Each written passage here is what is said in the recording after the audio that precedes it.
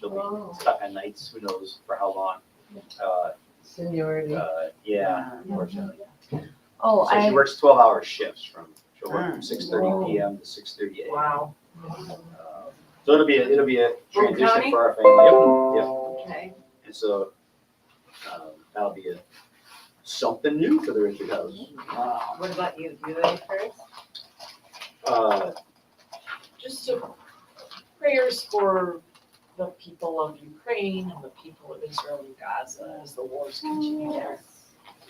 I don't know how many of you listen to WGN radio in the morning, but they talk to Joseph Lindsley, who is an American reporter living in Ukraine. And he played a tape this morning, a 20-second tape of what it sounds like when one of those missiles comes out of the sky and hits. Because it sounds kind of like a lawnmower or a moped coming, and it just gets louder, and then you hear it. And that the people have to live with that. I was going to give an update. Last week we prayed for the woman in my mom's choir, and she died on Saturday. So, Oh. did she? So, in some ways, yeah, that is, I think, maybe a good solution for. That sounds weird, Pastor. I feel like I have to explain. She was going to have to decide when to stop taking her life-saving measures, and then she got pneumonia, so she didn't have to choose. So, in some ways, it's kind of a blessing. So, for her and her family, I think that there's some peace there. Yes. I was going to say one other added prayer request I would put on there is that let's have a bigger thing. A lot of what I do in my role outside of like a normal pastor stuff, like preaching, teaching, all that jazz, is really working with people to help them listen to other people. Like people that are in conflict, and people don't, as human beings, myself included, we don't listen very well. And so there's so much of my days on a regular basis is trying to help person A hear what person B is saying and help person B hear what person A is saying. And so there's a bazillion things going on that I'm constantly dealing with to try to help person A hear person B and person B hear person A, and all different levels and dynamics and things going on. So you can pray that people listen to each other, not to me, just to each other, and life gets so much easier. One of our questions was, what's the Yes. difference between listening and hearing? Yeah.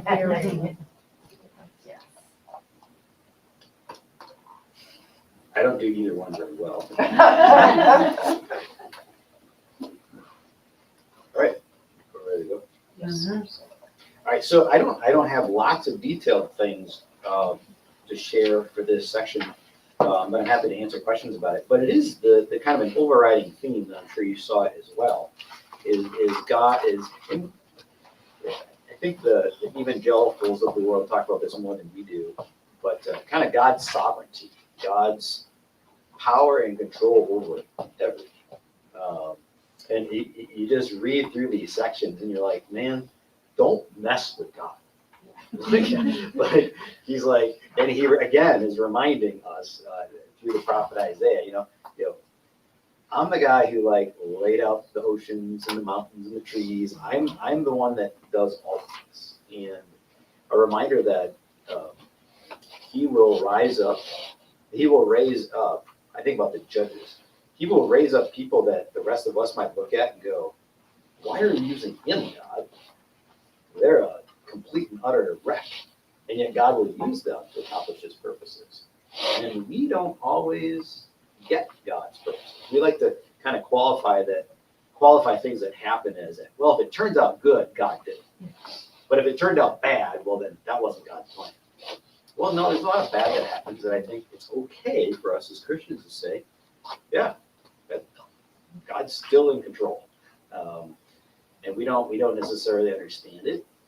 We have to simply sit back and say, it sounds God is God and I am not. It's not a bad thing to remember on a daily basis. And what's the potter? The clay doesn't say to the potter, right? That was in there. And how often do I, as the clay, think that I have a voice with the potter. Now, of course, we do in the sense that we're God's children, and I'm not saying don't pray and cry out to Him, Abba, Father. But it's always good, kind of that holy, reverent fear. I'm still the clay, and He is still a potter. And we've kind of turned Jesus, God, into this kind of soft, cuddly, touchy guy that walks around in sandals and like is just only gives me cases of chocolate hearts and tells me I'm wonderful and buys me dinner every now and then. And, no, God is the creator of the world, and He is. We're just nothing. Any other questions you guys had or thoughts you had as you went through the session as well? Question 9, we, got that. Comment on the statement often made even by Christians that the pious Muslim, Jew, or Hindu who prays to his or her God is praying to the true God. And I wasn't sure how to answer that. You know, I kind of wonder why the Jew is in there, because I would think that the Jews are praying to the same God. Yeah, it's an interesting, I can talk about this for hours. But it's very, Muslims are not praying to the same God we are. Although, I mean, you could make, it's a different, they're not confessing the same thing we are. But for a, who does a Jew believe Abraham. God. in? The God of Abraham, right?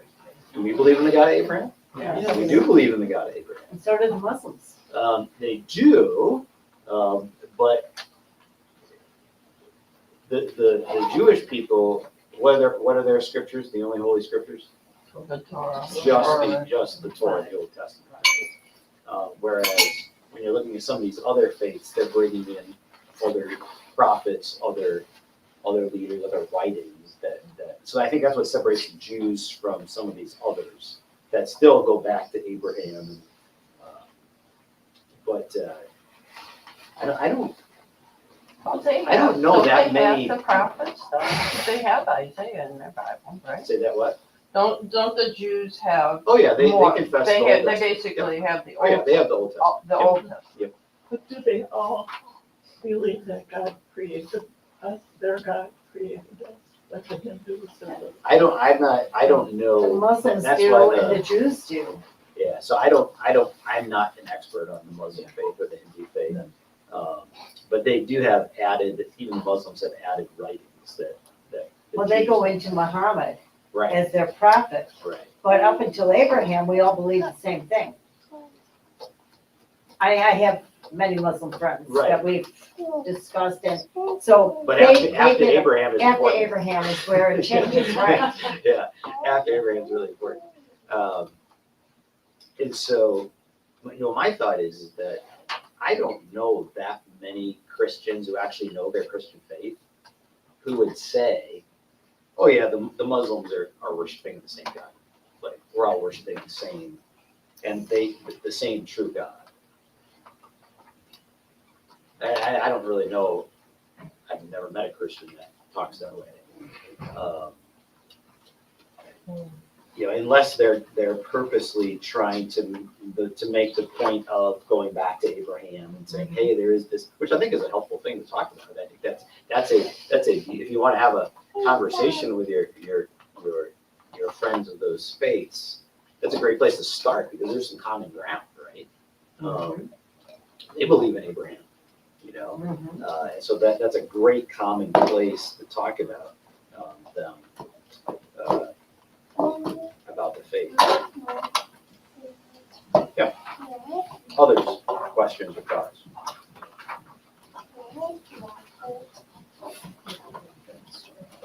But they don't, we believe in Christ's redemption, but they don't. So what do they believe?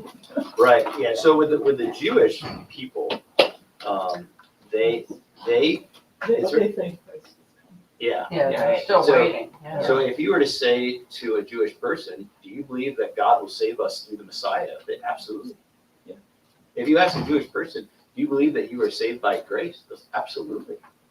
They believe those things, but they don't see Christ as the Son of God, the Messiah. So with our Jewish friends, there is so much rich common ground to find, to talk about, to build on. One of the issues today, and this comes because of, I have a new obsession with this guy named Dr. Chad Foster, who's a Lutheran pastor and also an ordained rabbi. He's a believer in Jesus. He's a Lutheran by choice, he says. But he says, what's happening in the modern world today, and well-intentioned Christians, is they're trying to say to Jewish people, leave behind all of your Jewishness, because you don't need all that stuff. That's all silly work stuff you don't need. He's like, no Jew is going to be open to that conversation, because you're telling them to leave behind their culture, leave behind all their things. There's nothing wrong with anything in the Jewish faith outside of the acknowledgement of Jesus Christ as the Son of God, crucified and risen from the dead. Everything else that they embrace, go ahead and keep it. It's a great gift. We as Christians shouldn't be asking them to leave behind all their stuff. We ought to be saying, hey, how can I have a better, richer understanding of my Christian faith by understanding, and they know their Old Testament better than any Christian I know. You know what I mean? And understand how that all plays together. But yeah, the conversation that we can have with our Jewish friends, I think, is such a rich possibility to grow and learn together. A wonderful, wonderful thing. That's kind of like, does anyone remember when there was, I can't remember his name. He's an LCMS pastor, but he's, I don't even remember, he's Arab. I don't even remember what country he's from. Oh, he works out of, I know who you mean. He works out It's of, Lebanon, I think his yeah, home yeah, base he's is in Lombard. Yeah. Yeah. Yeah. Yeah. He's been here. Right. I think- Yeah. I think Coming he to was, Christ. Oh, is he? Yeah, no, he's. Yeah, he's been there, he's- stuff to say. Yeah. I think it was him who said I think this is where I heard it, said something similar about Muslims, that as Christians, we want Muslims to give up everything culturally, which is very difficult, but that there's I think this was him who I heard this from, that like you can, it is easier to have someone say that I am a Muslim who believes in Jesus than to say, kind of like what you're saying, than to say I'm a Christian. Because being a Muslim, like the cultural part of that is so core to like their identity, that coming in and saying like, well, now you need to be Christian and you need to look Christian and do Right. Christian things and get rid of these things that look Muslim is not going to, or, you need to stop calling him Allah, now you need to call him God. Like it's just not worth your energy. Like just get them to realize that Allah is different than you think he is, and Yeah, Jesus is different than you think he is. Yeah. And don't force him to give up all this other stuff. Yeah, so Chad Foster used an example of, a guy who coming into Christianity from that tradition of that faith tradition. And is it okay if I lay out my mat and pray 3 times a day? I'm praying to the Christian God, the God of Abraham. Is that okay for me to do that and still be Christian? Yes. Yes. Yes. But we as Christians sometimes like, no, you need to learn the divine service. You need to learn the 6 chief parts of the catechism. That's what you got to do. Put your mat away. It's just like, Well, Hikam Shahab was the one I talked to a lot about because I was working with all the Muslims. So he helped me, he had videos and things. I'm like, is this safe to give them? It's like, can they watch? And so he was kind of helping me get through talking to them. yeah, no, and I'm glad you mentioned that. I mentioned it earlier, but to reemphasize that it's great to be able to go back and find that common ground somewhere. Well, they would even come to me, and say, oh, this is what, And even talking within, I suggest that we also should suggest that even talking within the Christian church, all the bazillion different denominations. You know, we always want to talk about our differences. Why don't we start the conversation with what we hold to? The vast majority of Christian denominations will confess the Apostles' Creed. Some don't, but the vast majority of them will. So let's start there. Let's just sit down and talk about the Apostles' Creed and start there. And then after you've established, wow, look at what we have in common in confessing the triune God and work of redemption and sanctification and creation, all these things. And then from there, okay, do we find anything else we have in common? And then keep on building on what's common. But we always want to jump to all the things that we disagree about first. But I think they're really major differences. They are, for sure. But if we're going to focus on just the differences with somebody who thinks completely different with me about those differences, is any headway going to be made? No. Probably not.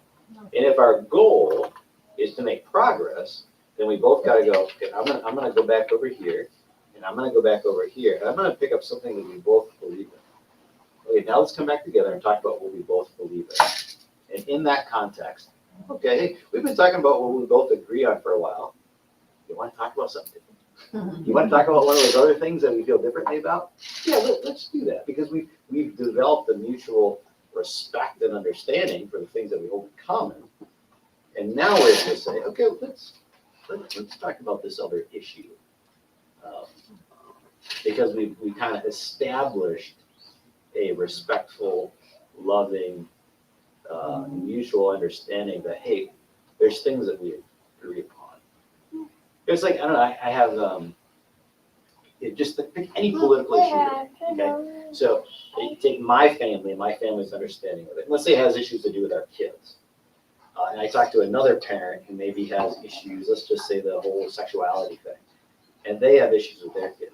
And we think very differently about this topic, right? What's the common ground that I could find with that other parent? You have kids. One, we have kids. What else? You care what they're learning. We love our kids. So if there's a parent that thinks, well, no, I think that my child should have the choice to transition from a boy to a girl, I completely disagree. I couldn't, every ounce of my being disagrees with that. However, if I can allow myself to say, that parent loves their kid. That parent loves their kid. Let's start the conversation. You love your kid, I love my kid. Tell me about your kid. The whole listening. What do you love about your kid? What are your kid's strengths? What are their skills? Let's talk about what we have in common. Now, I'm in no way saying that I'm going to change my mind and say that I think they should allow their kid to transition from a boy to a girl. I think that's wrong in every sense of the word. But I can have a conversation with them. I can learn about that. I can find this common ground and say, hey, you're a dad. I'm a dad. You love your kid. I love my kid. I get freaked out when my kid has a stomach flu. What freaks you out? Oh, when my kid gets a bad grade, I don't know, whatever it is. And find those common things so that an actual real life conversation can begin, as opposed to people standing on one side of the street yelling at people on the other side of the street, holding up signs and saying really, honestly, really evil, mean, hateful things to each other. It's just horrid. It's just, and sometimes that even happens within the Christian church. And it's embarrassing when I watch Christians be so cruel to each other. And we wonder why non-Christians don't want to join the church. Spend 5 minutes looking at us. There's the junior I wouldn't high, want to be one of us. the junior high principal at Rockford Lutheran. She's not there anymore, but when I was there was a student who wanted to be called like the other pronouns, and she met with the family, and she talked to us as a staff afterwards, and it was still like, we're not going to use this kid, we're not going to change. You don't have to change the way you refer to this kid, but she talked to us, and she said, when I sat across from them and listened to them, like, these are parents who love their kid and they don't know what to do and they're scared and their kid is hurting and they don't know how to help, and like all they want is to like help their kid. Mm-hmm. And she was like, when I sat across from them, like, that could have been me. And I wouldn't know what to do either. And she said that, like, that didn't change what they did, but she said that to the staff as a way of saying, like, let's have some compassion when people are making decisions that we think are bad decisions. They might be bad decisions, but like, there's a lot behind them that we could empathize with.